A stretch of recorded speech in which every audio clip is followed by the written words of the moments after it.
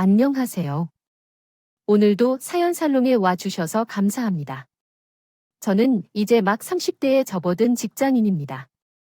얼마 전에 제 인생이 통째로 변하게 되는 큰 사건을 겪었습니다. 그동안의 내 인생은 평탄하지 않았고 한 번도 없었지만 얼마 전에 겪은 그 사건은 그간의 어려움과는 다른 종류의 일이었어요.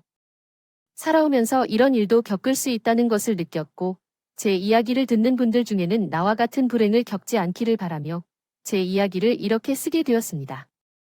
어릴 적 고아원 앞에 버려졌다는 사실은 제가 기억하지 못할 정도로 어린 나이에 일어났다고 해요.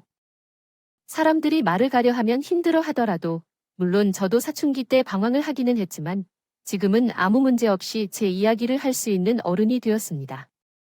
설령 누군가가 제 배경을 가지고 흉을 보더라도 의연하게 대처할 수 있을 정도로 말이에요. 제가 이렇게 되게 된 이유는 저와 같은 고원 출신인 가을 언니가 있었기 때문입니다. 고아원 친구들과는 고운지 못한지 많이 벗어 살아가게 되었지만 특히 가을 언니는 제가 어릴 때부터 많이 의지한 언니였어요. 유일하게 고아원을 나온 뒤에도 가족처럼 지내는 사람이 바로 가을 언니거든요. 언니는 어렸을 때부터 얼굴도 예쁘고 키도.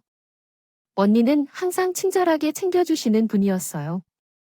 저보다 먼저 성인이 되어 고아원을 나가셨지만 모델로 일하며 완전히 자립하는 데 성공하셨어요. 학창 시절부터 열심히 공부하는 언니는 항상 제게도 공부를 소홀히 하지 말라고 조언해 주셨죠. 그래서 어떤 환경에서도 공부를 소홀히 하지 말고 남들이 가는 대학에는 무조건 가야 한다며 졸업장을 꼭 취득해야 우리도 사회에서 발을 담그고 살아갈 수 있을 거라고 하셨어요. 요즘에는 학력보다는 능력을 봐주는 시대라고 하지만 그것은 우리와는 다른 세상의 이야기일 뿐이에요. 우리처럼 혈혈단신인 사람들은 남들의 평범한 것조차 갖춰야 하며 그렇게 함으로써야만 사회에서 성공할 수 있을 거예요. 내 말이 무슨 뜻인지 알겠지? 언니의 당부에 저도 늘 공부를 놓치지 않았고 언니 말대로 저는 끝까지 포기하지 않고 22살에 2년째 대학을 들어가 졸업장을 따냈다. 대학에 들어가서는 악착같이 공부를 해서 한 학기만 빼고 전액 장학금을 받고 다닐 수가 있었어요. 당시 언니는 이미 몇 년 동안 모델로 일하며 모아둔 돈으로 작은 전셋집을 구했는데 그곳에서 저와 함께 지내며 쇼핑몰 사업을 시작했어요. 말인즉 같이 사는 거지. 사실상 언니가 보증금을 전부 냈고 저는 월세를 반만 내면서 지냈기에 언니가 걷어줬다고 해도 과언이 아니었죠. 학창 시절부터 공부를 곧잘 하는 언니는 쇼핑몰 사업도 야무지게 해갔어요. 언니는 또 밤을 샜어. 잠 좀 자면서. 지금 일하고 있는 모델은 충분한 돈을 벌어 살 수 있는데 왜 저렇게까지 하는 거죠? 제가 언제까지 모델 일을 할지 어떻게 알아요? 제가 늙고 예쁠 수 있는 기간은 한정되어 있잖아요. 하지만 TV에 나오는 모델들처럼 대단한 재능을 가진 것도 아니고 지금 모델로 일하면서 습득한 것들을 즉시 활용하여 제 자신도 살 수 있어야죠. 다크서클을 없애주고 입상해주는 건 모델의 얼굴을 논하는 게 무슨 도리인가요? 제가 남는 옷은 정리할 테니까 좀 쉬고 나가세요. 언니는 밤잠을 줄여가면서 힘들게 노력해 결국은 델리를 앞선 수입을 올릴 만큼 쇼핑 사업에 성공했어요. 언니가 손님을 많아 하나둘 돕는 동안 저도 모르게 같이 일하게 되었어요. 누구보다도 그 쇼핑몰의 사정을 잘 알게 된 저는 대학을 졸업한 후로 언니와 함께 일하게 되었습니다. 항상 생각하는 거지만 언니는 저에게는 생명의 은인이나 다름이 없었어요. 똑똑하고 야무진 언니 덕분에 저도 일반 사람들처럼 평범하게 살아갈 수 있었던 것 같아요. 지금처럼 온전히 제 돈으로 16평짜리 전셋집에 살면서 직장도 있고 작은 차이긴 하지만 제 차도 가질 수 있었던 건 언니의 조언과 도움 덕분이라고 생각합니다. 언니는 저와 함께 살며 쇼핑몰을 성공적으로 이끌고 현재는 형부를 만나 결혼하였어요. 형부는 검사였는데 형부도 삶의 우여곡절을 많이 겪으며 자수와 성가신 어려움을 겪었습니다. 사람으로서 인성도 참 바르고 언니와 비슷한 면도 많은 사람이었어요. 두 사람을 함께 만나보니 천생연분이 따로 없더군요. 언니는 결혼을 앞두고 운영하던 쇼핑몰을 같이 일하던 직원에게 넘겨주었습니다. 처음에는 제게 넘겨주겠다고 했는데 저는 언니만큼 머리가 좋지도 않고 지금 사장이 된 직원처럼 해당 업계에 빠질 지식을 가지고 있지도 않아서 거절했어요. 저는 지금처럼 MD로만 일하는 것이 제 길에 딱 맞다고 생각했기 때문이죠. 회사 일이 정리되고 나서 언니는 결혼을 앞두고 세상에서 가장 아름다운 신부가 되어 결혼식을 올렸어요. 결혼식 당일, 저는 눈물을 흘리며 언니의 축복을 빌어 주었습니다. 언니도 저만 보면 눈물을 그렁그렁 살며시 닦으며 미소를 지었지요. 그렇게 싱글싱글하게 서러운 마음을 가지고 언니와 작별 인사를 나눈 뒤 식장을 나오려 했는데 어떤 낯선 남자가 다가와 말을 걸었어요. 저에게는 익숙한 얼굴이 아닌 혹시 신부 측 손님이라고 생각했죠. 죄송합니다. 모르는데 혹시 남자친구가 계신가요? 물었더니 영준 씨 결혼식으로 오셨나요? 재수 씨 학교 출신이시죠? 라며 말했어요. 네, 그렇죠. 이쪽으로 발을 옮기세요. 차가 왔는데 함께 가시죠. 주말이라 차가 막혀서 지하철로 다니시면 더 빨라요. 그대로 와주세요. 라고 말했죠. 오늘 차를 놓고 왔는데 참 잘한 것 같아요. 저도 이쪽으로 가면서 얘기 나눠보죠. 솔직히 남자친구가 있는지 물어보시는걸요? 뻔한 질문에 즉시 자리를 떠날 수도 있었겠지만 그 남자의 깔끔한 인상과 부드러운 목소리가 매력적이어서 모르게도 대화에 동조하게 되었어요. 남자친구가 없다는 말도 술술 늘어났고 남자는 자연스럽게 저와 함께 걷기 시작하면서 조금씩 더 대화를 나누었고 제게 연락처를 물어보더군요. 사실 남자가 제게 연락처를 물어본 것은 처음이었어요. 누나는 예쁘고 몸매도 좋지만 저는 그에 비해 평범한 얼굴이었고 누나 옆에 있으면 못난이 인형 같아 보이는 외모를 갖고 있어요. 제가 그런 외모를 싫어하는 건 아니지만 객관적으로 이쁘지 않다는 것은 인정해요. 그런데 훈훈한 남자가 저에게 번호를 물었더니 모르게도 나도 모르게 연락처를 주게 된 셈이었어요. 우리는 그 다음 주 바로 첫 데이트를 하게 되었고 서로를 알아가기 시작했어요. 그 남자는 상당히 젠틀하면서도 의외로 장난꾸러기 같은 면도 많았어요. 농담도 많이 하며 분위기를 편안하게 해주는 그 남자에게 나도 마음을 스르륵 열게 되었고 어느새 그 남자와 연인으로 발전하게 되었답니다. 처음 해보는 연애는 아니었지만 그렇게 매일매일이 설레고 즐거웠던 연애는 이 사람이 처음 같았어요. 나는 그 사람과 연애한 지 6개월 만에 결혼을 약속하게 되었어요. 남들은 6개월 만에 결혼 여부를 결정하기엔 너무 빠르다고 하지만요. 아니라며 우려 섞인 눈빛을 보냈지만 저는 이 남자가 좋은 사람일 거라는 확신이 있었어요. 저는 그 사람과 연애를 시작하자마자 제 배경을 전부 털어놓았는데 사실 제가 아무런 능력이 없다는 것까지 제 밑바닥을 전부 오픈했어요. 사실 나는 부모님의 얼굴도 이름도 모르는 고아였어요. 가을 언니는 저와 같은 고아원 출신인데 예전부터 소위 말하는 엄친딸 같은 사람이었거든요. 공부도 잘하고 예쁘고 똑똑했죠. 저는 그런 언니를 졸졸 따라다니는 애였는데 그래서 언니로부터 도움을 많이 받았어요. 그래서 지금 이렇게 제 능력에 비해 보통일 뿐인 것 같아요. 그 외에는 사실 아무것도 없어요. 언니처럼 예쁘지도 않고 그냥 제 밥벌이 겨우 하는 정도죠. 그게 얼마나 대단한 건데요. 하늘 씨랑 다르게 좋은 집에서 좋은 밥 먹고 부모님 밑에서 자라도 하늘 씨에 반해 반도 못 미치는 사람들도 널리고 널렸어요. 하늘 씨가 평범하다 여기까지 자수성가한 것만으로도 하늘 씨는 보통 이상으로 뛰어난 사람인 거요. 가을 씨가 많은 도움을 줬다고 해도 스스로 노력하지 않았다면 말짱 도루묵이 있을 거예요. 그리고 내 눈에는 하늘 씨도 엄청 예쁜데 내가 첫눈에 반해서 연락처를 물어봤던 거 잊었어요. 그날은 저도 화장을 많이 하고 그랬는데요. 동현 씨가 제 생을 보면 진짜 깜짝 놀랄 거예요. 에이, 저도 눈이 있어요. 화장을 해도 귀엽게만 보일 것 같은데 그 사람은 정말 다정하고 말을 예쁘게 하는 사람이었어요. 제가 모든 것을 보여줘도 변함없이 나를 사랑해주는 사람이었어요. 부모님은 일본에 계시고 혼자 한국에서 생활하는데 생기발랄하고 알뜰한 사람이었어요. 자신의 집에 가보니 남자 집인데도 퀴퀴한 냄새 하나 없이 깨끗하게 정리하고 살더라고요.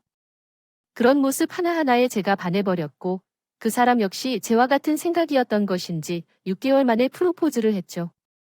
결혼 소식을 들으신 예비 시댁 식구들이 저를 보러 한국에 오셨는데 시부모님과 시누이는 일본에서 아예 터를 잡고 사신다고 하셨어요. 시누이가 애니메이션 회사를 다니며 부모님을 모시고 있다고 했죠. 저를 보러 비행기까지 타고 오셨다고 하니까 긴장이 안 될 수가 없었어요.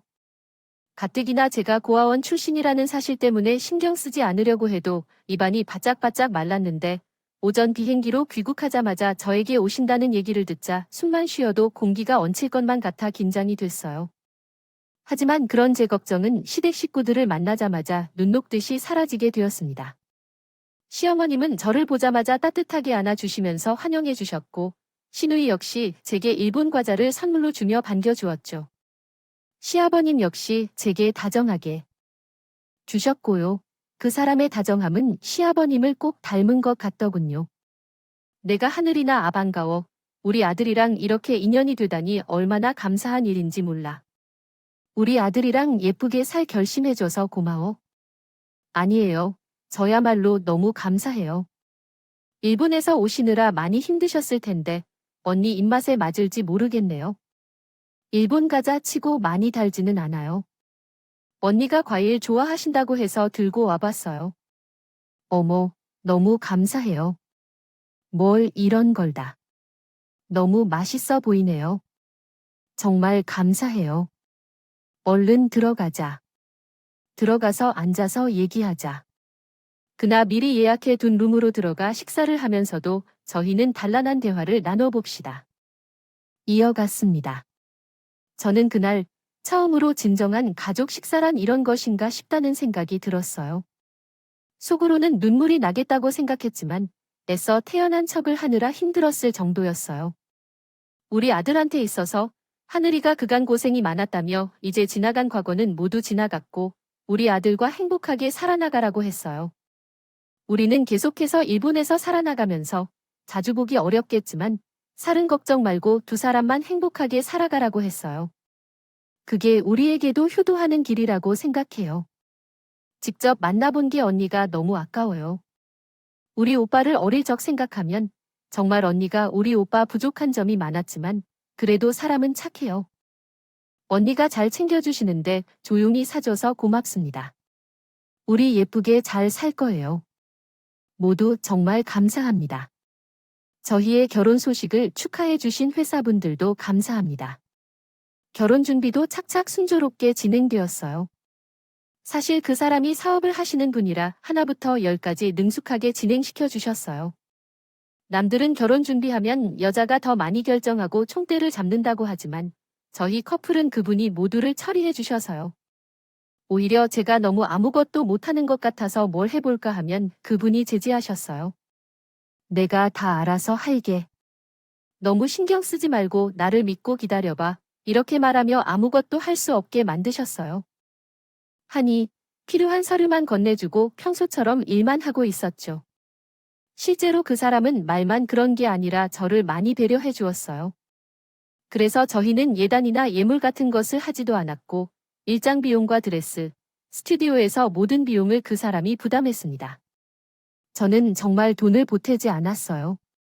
하지만 그 모든 것 하나하나가 딱 봐도 너무 고급스러웠어요. 아무래도 제가 쇼핑몰에서 10년 가까이 일하다 보니 원단이나 디자인을 보는 눈이 자연스레 생길 수밖에 없었는데 금액이 꽤 비싼 것 같더라고요. 근데 당신 괜찮아요. 이렇게 예쁜 드레스와 예쁜 사진을 찍으면 좋지만 너무 비싸다고 생각될 때가 있어요. 같다고 해서 이렇게까지 하지 않아도 돼, 괜찮아. 아니야, 내가 해주고 싶어서. 그래, 결혼식은 신부의 날이라고. 그날, 당신이 세상에서 가장 아름답고 행복한 신부였어. 좋겠다. 조금 무리해서 봤어. 마음은 고마운데, 나 정말 괜찮아. 괜찮아, 정도 능력은 있어. 그리고 예식장을 작은데 구해서 그게 좀 저렴했어. 전체 금액을 따지면 남들 하는 만큼 했어. 우리가 둘 다 지인이 많지 않아서 예식장을 작은 곳을 구했어요. 그 사람의 말에 그래서 넘어갔는데 그래도 마음 한켠에는 미안함이 계속 사라지지 않고 있었어요. 제가 돈을 조금 보태겠다고 해도 워낙 자기가 알아서 하겠다며 지갑을 못 열게 해서 더 이상 얘기를 꺼내기도 어려워졌습니다. 가을 언니는 회사에 없는 것 같다가 제 결혼 소식을 좀 늦게 듣게 되었다. 너무 축하한다며 언제 그 사람과 함께 밥 한 번 먹자고 이야기를 하더라고요. 너무 잘 됐다. 나는 너 연애한다는 것도 얼마 전에 알았는데 갑자기 결혼 소식이 들려올 줄은 몰랐어요. 솔직히 너무 갑자기 결혼한다 그래서 걱정했는데 회사 사람들 얘기를 들어보니 너무 인상이 선하고 사람도 좋은 것 같다. 그래서 내가 얼마나 마음이 놓였는지 몰라요. 언제 한번 밥 한 끼 먹어야지. 그분이랑 다 같이 한번 얼굴 보자는 것도 좋을 것 같아요. 형부랑 그 사람이랑 오랜만에 만나면 되게 반가워할 것 같아요. 뭐라고요? 남편이랑은 뭐가? 왜 나랑 얘기를 안 했어? 그 사람이 형부 쪽에서 말한다고 했대. 결혼식에서 만난 거야? 언니는 신혼 여행 다녀오고 한동안 신혼집 꾸미느라 바빠서 내가 얘기를 안 했었나 봐. 그래, 누군지 이름이 뭐야? 김동현이야. 그 사람은 지금 개인 사업하고 있는데 같은 학교를 나온 대학교 동기래. 김동현, 나도 그 이름 들어본 적 있던 것 같은데 누굴지 기억이 나지 않네. 언니는 그 사람의 이름을 들어도 기억이 안 나면 나중에 형부한테 물어볼 거라고. 어떻든 축하한다고 해줬어요. 나는 그 부분을 크게 생각하지 않고 오랜만에 즐겁게 언니와 이야기를 나눴어. 그런데 그날 저녁 언니한테서 전화 한 통이 왔어. 언니는 굉장히 조심스러운 목소리로 나에게 이야기했습니다. 하늘아, 내가 이 얘기를 어떻게 전해야 할까 고민이 많았는데 그 사람 하객 중에 있던 김동현 씨는 연수원 후배인데 제주도에 살고 이미 유부남이라고 하고 얼굴도 아예 다른 사람이라고 해. 내가 한번 확인해봐야 할 것 같아서 연락했어. 뭐, 유부남이 아닌데 동현 씨는 성남에 살거든. 내가 어련히 잘 알아봤겠지만 혹시 우리 쪽과 하객이 맞는지 알고 있는데 내 지인 중에도 그런 이름은 없어. 지금 내가 그분에 대해서 더 많이 자세히 알겠지만 그래도 혹시 몰라서 한번 확인하고 넘어가는 게 좋을 거야. 좋지 않을 일이 있었군요. 그래서 일단 얘기해줘서 정말 고마워 언니. 내가 내일이나 주말에 만나면 한번 얘기 꺼내볼게. 뭔가 착오가 있었나 봤어. 알았어. 혹시 우리 도움이 필요한 일이 있으면 말해줘. 언니의 전화를 받은 후에는 속으로 그럴 리가 없다고 생각을 하면서도 계속해서 찝찝한 마음이 들었어요. 그 당시에는 웨딩홀 안에 사람도 많았고 언니랑 형부의 예식이 끝난 뒤에 그 다음 식이 진행 중이었고 다른 홀에서도 계속해서 진행되고 있었으니까 아마 다른 쪽이랑 헷갈리지 않았을까 싶기도 했어요. 그게 아니더라도 다른 이유는 충분히 있을 수 있다고 생각했죠. 하지만 애써 좋은 쪽으로 생각하려 해도 왠지 모를 긴장감에 처해 있었죠. 심장이 쿵쿵 뛰는 것은 어쩔 수 없더군요. 나는 그 다음 날 곧바로 그 사람에게 연락을 해서 자초지종을 물어보았어요. 수하에 넘어 그 사람은 잠시 침묵하더니 정말 난감한 목소리로 한숨을 쉬며 이야기했어요. 사실 그때 나는 당신에게 거짓말을 한 게 맞아. 나는 당신의 형부의 하객이 아니라 그 전에 홀에서 일하고 있던 알바생이었다. 음식을 서빙해주던 사람이 당신이었다고. 하나가 나였어요. 그때 우리 회사에 조금 사고가 있었거든.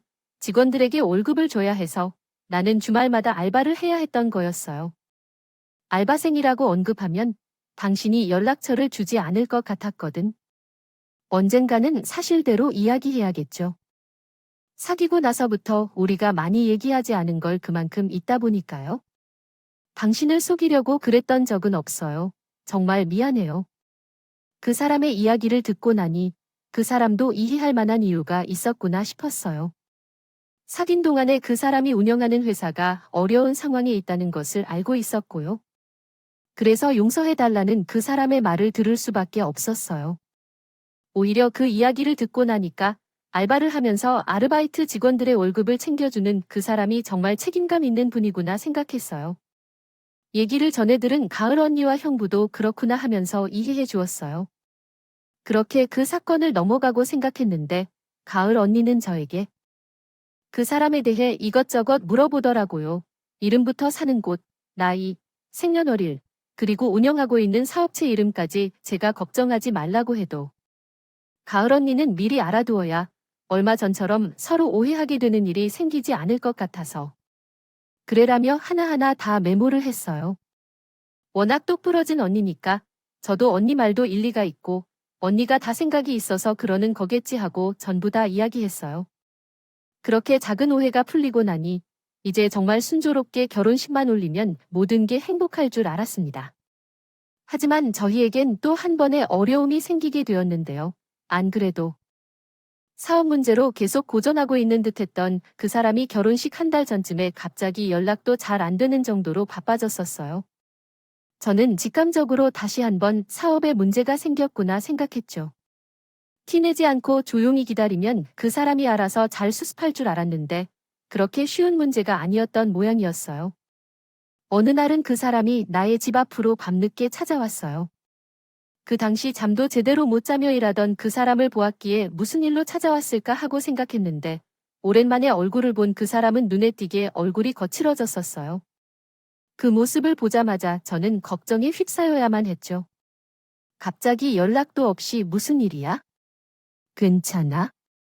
얼굴이 너무 피곤해 보여서 아직 힘들겠구나 미안해. 요즘에 내가 문자 답장도 잘 못하고 연락도 잘 안 했지.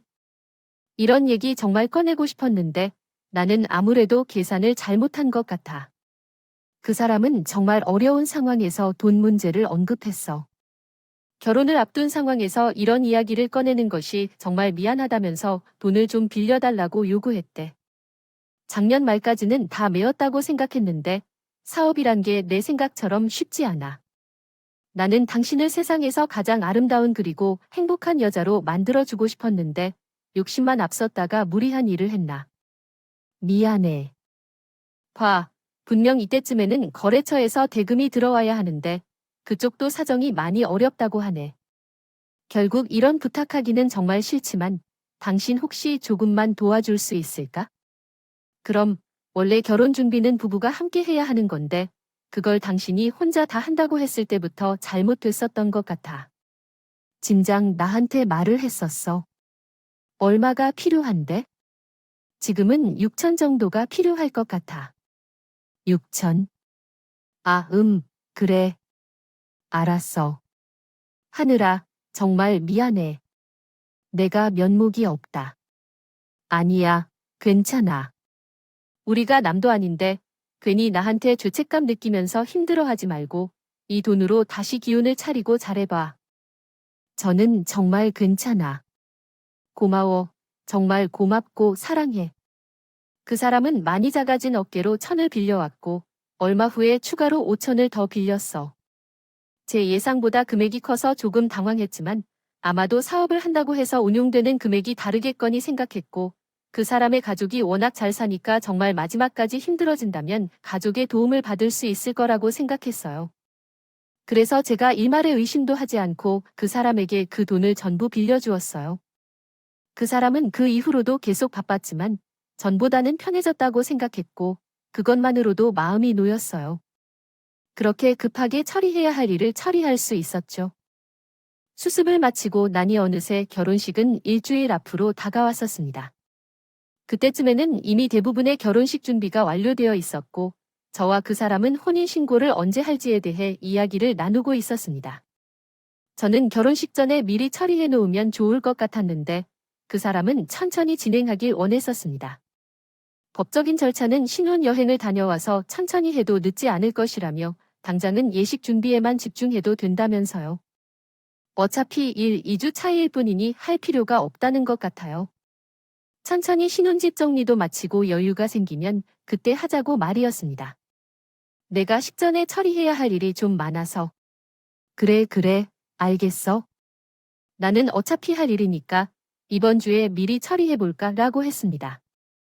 그래서 그때 당신이 아직까지 바쁠 줄 몰랐어요. 그래서 다녀와서 여유가 있을 때 함께 하자고 해주셔서 고마워요. 아, 참. 제가 당신에게는 멋진 모습만을 보여주려고 했는데 계속 이런 상황에 노출되네요. 그때 당신이 도와주셔서 문제를 빨리 해결할 수 있을 거예요. 걱정 마세요. 그 사람은 결혼 전에는 더 정신없이 바쁜 것 같았는데요. 그와는 달리 저는 일을 미리 끝내놓아서 여유를 즐기는 시간을 가질 수 있었어요. 식사 전까지는 평소처럼 운동하고 집안일을 하며 보내던 것 같네요. 그런데 결혼식이 하루 앞으로 다가올 때 예상치 못한 일이 벌어져서 꿈에도 상상 못했던 상황이었어요. 그런데 그 충격적인 일은 지금 생각해도 손에 땀을 쥐게 하는 정도로 그때 제게는 세상이 뒤집히는 것 같았어요. 동네를 조깅하고 집에 돌아와 샤워하고 있는데 갑자기 누군가가 저희 집 현관문을 쉴 새 없이 두드리기 시작했어요. 샤워 중이라 조금 늦게 그 소리를 들었는데 아무래도 여자 혼자 사는 집이라 늦은 밤에 문을 열거나 집에 누군가 있는 것을 드러내고 싶지 않았어요. 그래서 잠시 동안 물을 끄고 조용히 있었어요. 그런데 2에서 3분 정도가 지나도 계속해서 문을 두드리고 있어요. 갑자기 무서워진 저는 조용히 인터폰 화면만 보았는데 문 밖에는 신우 이가을 언니가 함께 있었어요. 그저 어제 핸드폰을 보니 가을 언니로부터 많은 부재 중 전화가 걸려왔었습니다. 깜짝 놀라 문을 급히 열어주었어요. 죄송해요. 샤워를 하느라 소리를 못 들었어요. 근데 네, 무슨 일이에요? 두 사람이 어떻게 같이 들어왔어요? 하늘아, 일단 들어가서 얘기하자. 너 지금 집에 혼자 있니? 그럼 왜 무슨 일인데? 그래, 언니. 제가 언니를 그동안 속이고 있었어요. 정말 죄송해요. 지금 전부 털어놓으려고 왔어요. 오빠의 진짜 정체를. 야, 아가씨. 그게 대체 무슨 소리야? 두 사람이 세상 심각한 표정으로 집안에 들어왔을 때 갑자기 그 사람 이야기를 꺼내니 저는 당혹스러운 일이 있었어요. 샤워 중이던 것을 빨리 정리하고 두 사람과 식탁에 앉아 대화를 시작했는데 도저히 제 머리로는 이해할 수 없는 이야기를 시작했습니다. 다 내가 심으면 절대 못 믿을 이야기였는데 가을 언니와 함께 와서 얘기하니 그나마 끝까지 들을 수 있었던 것 같아요. 전에 내가 우리 그 사람이 우리 친구의 하의를 긴 척했다고 했지 않았어? 처음에는 그럴 수도 있겠다고 생각하고 넘어가려고 했는데 생각하니 너무 이상한 것 같아. 처음에 내가 가정사를 털어놓았을 때 본인도 털어놓았을 텐데 왜 안 그랬을까 싶기도 했고 그리고 김동현이 아는 이름도 추격은 명단을 훔쳐보지 않았나 싶었어.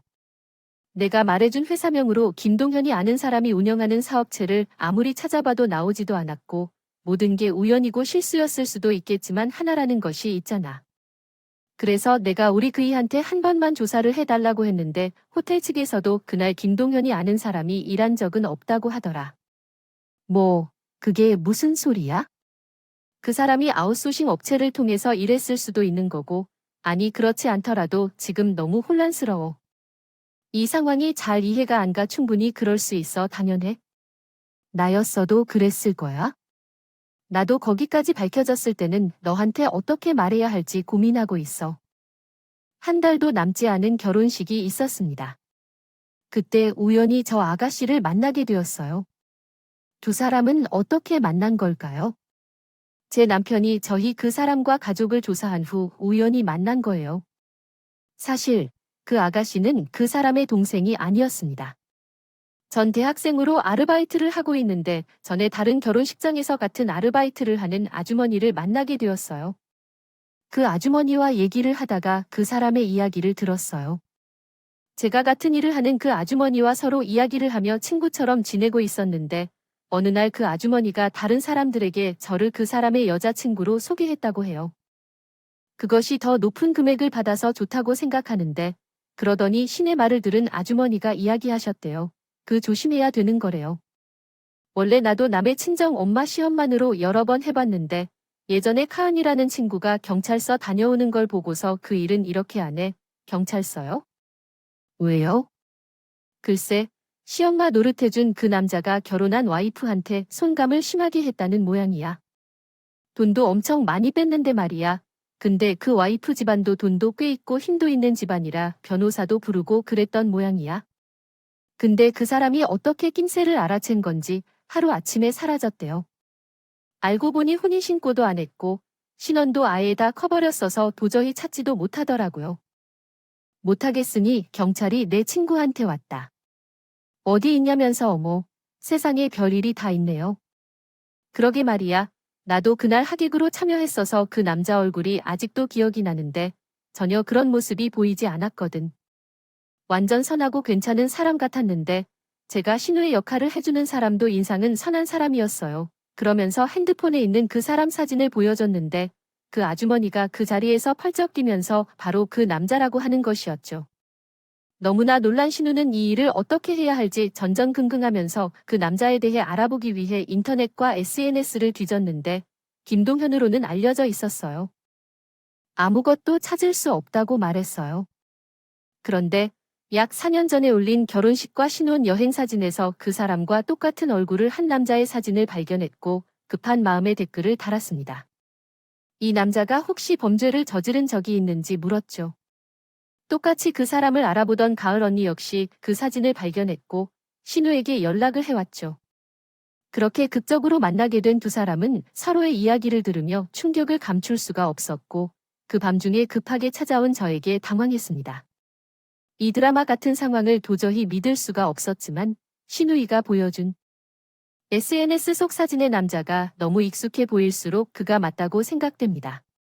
4년 전 결혼 사진과 신혼여행 사진까지를 봤을 때 게시글이 전혀 없이 잠잠한 그 계정을 보니 저도 어찌나 우울한 느낌이 들었는지 모를 일이네요.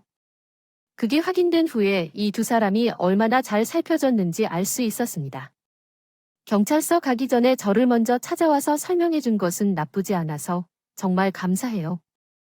두 분 모두에 대해 아직 믿기 힘들기는 하지만 증거가 너무 강해서 왜 아무런 재촉도 없이 확실하니 경찰서를 먼저 가야 할 것 같아요. 분명히 그 사람에게 가족관계 증명서를 받았던 기억이 있었는데 별다른 사항이 없었음에도 이미 그 사람이 공문서 위조를 한 증거로 충분하다고 생각돼요. 그래서 그런 말을 하면서도 두 다리가 후들거리며 두 사람은 그 자를 부축하며 위로해 주었고 저는 그 두 사람의 말을 믿고 그 자리에서 외투를 걸치고 나왔습니다. 저희 셋은 그렇게 한밤중에 경찰서로 향하게 되었어요. 여자 셋이 종이 하나를 들고 오자 의아하게 쳐다보던 경찰은 우리의 자초지종을 듣자마자 표정이 점점 더 심각해지더라고요. 일단 이것은 위조인 것 같네요. 주민등록번호 뒷자리로 보면 해남에 거주하시는 80세 할아버지의 것입니다. 경찰의 말을 듣고 정말 눈앞이 깜깜해지는 느낌이었어요. 나도 모르게 마음 깊숙이 어떤 희망의 끈을 놓지 못하고 있는 것 같았습니다. 하지만 놀라운 이야기는 거기서부터 시작이었습니다. 끝이 아니었어요. 그 사람의 사진을 요구하는 경찰에게 사진 파일을 전송해 주었는데 옆에 있던 분이 그 사람의 얼굴을 보자마자 눈이 휘둥그레지면서 하시는 겁니다. 그 말에 몇몇 분들이 모니터를 같이 보고는 똑같이 눈이 휘둥그려지더군요. 처음 그 사람을 알아본 그분은 나중에 알고 보니 형사님이셨어요. 형사님은 어디선가 뭘 막 뒤적거리더니 지명 수배자 사진을 한 장 들고 오시더라고요. 저는 그 사진을 보고 머리 전체가 뭐에 맞은 듯이 왕왕 울리는 것 같은 느낌을 받았어요. 옆에 있던 가을 언니와 신우의 역할을 하는 그분 역시 숨을 헉하고 들이켰고 저는 바들바들 떨리는 손으로 사진을 받아들었어요. 혹시 이 사람이 이분이에요? 이 얼굴이에요. 네, 이 사람이에요. 확실해요. 하늘 세상에 이 사람은 지명 수배자예요. 약 4년 전에 사기 및 살인 혐의를 받았다가 어느 날 갑자기 사라진 거거든요. 뭐라고요? 아이고, 결혼식이 내일이라고 진짜 큰일 날 뻔 하셨네요. 이건 조상이 도우신 거예요. 정말? 형사분쟁님들은 그 새벽에 작전을 짜기 시작했어요. 제 남편이 될 뻔한 그놈의 원래 이름은 정세찬으로 아주 어릴 때부터 소년원을 들락거리던 아주 질이 안 좋은 사람이었다고요. 대부분의 범죄는 폭력과 사기였으며 이후 성형을 통해 완전히 얼굴을 고쳤다고 말하는데 아예 가족이나 연고가 없는 여자들을 만나면서 사기를 치고 마음대로 움직일 수 없을 때는 폭력까지 일어난 적이 있다고 합니다. 4년 전에 돈이 많은 여자를 대상으로 큰 돈을 빼앗으려고 시도하다가 마음대로 안 흘러가지 않자 폭력적으로 대응했다고 합니다. 어느 날 갑자기 사라져서 그때 지니고 있던 돈도 함께 사라졌으며 도망가느라 돈이 없었을 것 같습니다. 그동안 성형을 하지 않고 얼굴을 그대로 사용해왔다고 합니다. 혹시 내일 결혼식에서 저희 작전에 협조해 주실 수 있겠습니까?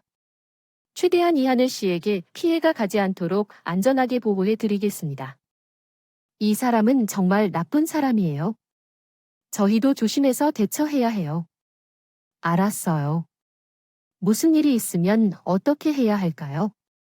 형사님들은 일단 혼인식에 참석할 손님들에게 전부 연락해 요인지 않게 하라고 하셨고, 몇몇 경찰관들은 대신 참석하여 혼인식을 대신할 것이라고 말씀하셨어요.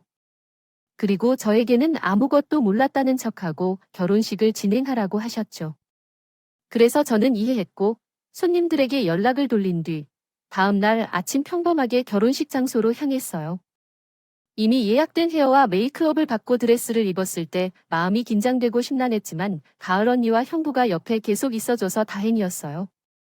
특히 형부는 검사로 형사들과 선한 미소를 지으며 예쁘다고 말해주셨어요. 그 사람을 보니 온몸에 소름이 돋았어요. 하지만 겨우 티내지 않고 저도 그런 그 사람이 사랑스러운 척 연기를 했죠. 결혼식 일정이 워낙 정신이 없었던 것이 오히려 다행이었던 것 같네요. 그렇지 않았으면 아마 저는 연기하고 있다는 것이 다 들통이 나버렸을지도 몰라요. 아무 일도 없는 것처럼 결혼식이 시작되었고 신랑은 먼저 힘차게 버진로드를 걸으며 등장했습니다. 그리고 사회자가 신부를 소개하는 멘트가 흘러나오자 저는 뒤로 물러났고 대신 덩치가 큰 형사님들이 문을 박차고 들어왔어요. 신랑은 형사님들을 보자마자 곧바로 달아나라고 했지만 옆에 있던 사회자 역시 시 형사님이 있어서 그 사람은 곧바로 붙잡혔다. 이거 놔달라 하면서 얼굴을 새빨개 하며 미친 듯이 고함을 지르고 버둥거렸지만 결국 수많은 형사들에게 붙들려 나가야 했다. 그 사람은 끌려나가면서 입에 담기 어려운 욕설을 뱉었는데 그때 그 사람의 모습을 처음 본 나는 매우 큰 충격을 받았다. 나는 벙찐 표정으로 그 사람을 바라보자 그 사람은 나를 향해도 큰 욕을 하더군요. 신고했냐 썩. 야, 내가 신고했냐? 오, 너야. 대답하지 않았다. 너도 확 죽여버리는 수가 있어. 대답하라며. 내가 신고했다는 증거가 있어. 지금 큰 소리를 지른 사람은 누구냐고요? 피해자는 나인데 경찰에 당신의 이야기를 전해줬어요. 얼마나 놀랐을지 몰라요. 1억 1천만 원을 사기당한 사실을 듣고 더 이상 이해할 수 없었어요. 살인과 폭력이 있었기에 다행이지만 형사님들이 있어서 저같이 피해를 보는 사람들에게 다른 폭력을 당하지 않다는 게 다행이에요. 너처럼 여기서 살아남기 어려우면서도 자기 평생 살게 될 교도소에서 살아가면서 받는 죄의 값에 대해서 참고 있던 그 인간에 대한 배신과 분노로 인해 마구 소리를 지르며 화를 냈어요. 부당한 죄를 범한 사람들을 표현하는 것이 중요하다는 말이야? 그렇지 않지 않을까요? 하지만 신고한 적은 없었는데 형사들을 통해서 들었더라면 다행히 그 사람이 나를 의심하지 않는다고 하던데요. 더 놀라운 사실은요. 그리고 밝혀졌습니다. 그 사람은 결혼을 준비하는 핑계로 제게 받아간 서류들을 대출을 통해 어마어마하게 끌어들였다고 합니다. 결혼식 준비를 전부 자신의 돈으로 할 것이라며 달콤한 말들로 저를 구슬리던 반면 그의 계획은 제 이름으로 수억 원의 대출을 받아 해외로 도망칠 생각이었다고 합니다. 경찰서에서 이 이야기를 듣는데 그 순간에 힘이 빠져서 주저앉아 버렸습니다. 다행히도 형부가 강하게 힘을 써서 그 사람의 사기 행위를 들춰내고 제게 빚진 채무 관계를 전부 밝혀내면서 그 사람이 소유한 재산으로 대출을 상환할 수 있었어요. 시간은 좀 걸렸지만 거의 손해 없이 피해 금액을 회수할 수 있었고 더 나아가 파혼 위자료까지 청구해 그 약간의 손해조차 많이 할 수 있었답니다. 그 사람 아니면 범죄자는 저와의 일뿐만 아니라 4년 전 혐의까지 결국 인정됐습니다. 소식을 들은 4년 전 그 피해자의 부모님이 한달음에 달려오셨다고 해요. 그놈은 그 4년 동안에도 3명의 여자를 만나며 돈을 빌려주지 않는다는 이유로 폭행을 했다고 하는데요. 피해자 부모님이 선임한 초보와 변호인단에 의해 그 인간 같지도 않은 놈은 엄청난 가중 처벌을 받게 되었죠. 형이 선고될 때 저는 멀찍이 서서 그 인간의 모습을 보았는데요. 제가 알던 사람이 맞나 싶을 정도로 인상이 험악해져 있더라고요. 가을 언니는 그 모든 기간 동안 계속 제 옆에 있어 주었는데요. 혹시 그 남자와 눈이 마주칠까봐 걱정되어서 얼른 나를 데리고 나오라고 요청했어요. 사건이 끝난 후 한동안 힘든 시간을 보냈습니다. 주변 사람들은 소식을 듣고 제게 한마음으로 위로해 주었습니다. 결혼 전날 새벽 갑자기 연락을 받은 분들에게 놀랐을 텐데 죄송하다는 마음도 있었고 그들 모두가 따뜻한 위로를 아낌없이 전해줘서 고마웠지만 이런 불미스러운 사건으로 사람들의 관심을 받는 것은 결코 쉽지 않았습니다. 마음이 불편할 수밖에 없었고 예전에는 진심으로 사랑하고 마음을 다해 신뢰했던 사람의 추악한 진실을 알게 된 것만으로도 마음이 아팠습니다. 힘들었어요. 한동안은 잡생각이 들지 않게 이에만 파묻혀 지냈는데 사장님의 배려로 이번 달 말에는 3주 동안 휴가를 내서 호주 여행을 다녀오기로 했어요. 호주가 대자연도 정말 예쁘고 웅장하다는데 혼자만의 시간을 가지면서 마음을 달릴 수 있는 계기가 되었으면 좋겠네요. 제 인생의 은인인 가을 언니와 신우의 역할을 해주신 분께는 감사의 마음을 담은 선물을 해드렸는데 호주를 다녀오며 또 한 번 선물을 골라 예정입니다. 두 분께는 아마 앞으로도 평생 주기적으로 감사의 마음을 전하게 될 것 같아요. 저의 기상천외한 이야기를 들어주셔서 여러분 모두에게 정말 감사드려요. 여러분도 항상 사람을 대하는 것에 있어서 감사의 마음을 잊지 않으시길 바랍니다. 신중하게 다가오는 시간에 각하십시오. 여러분의 사연에 대한 응원과 현명한 조언을 부탁드립니다. 좋아요와 구독은 저에게 큰 힘이 됩니다. 오늘도 좋은 일이 가득하시길 바랍니다.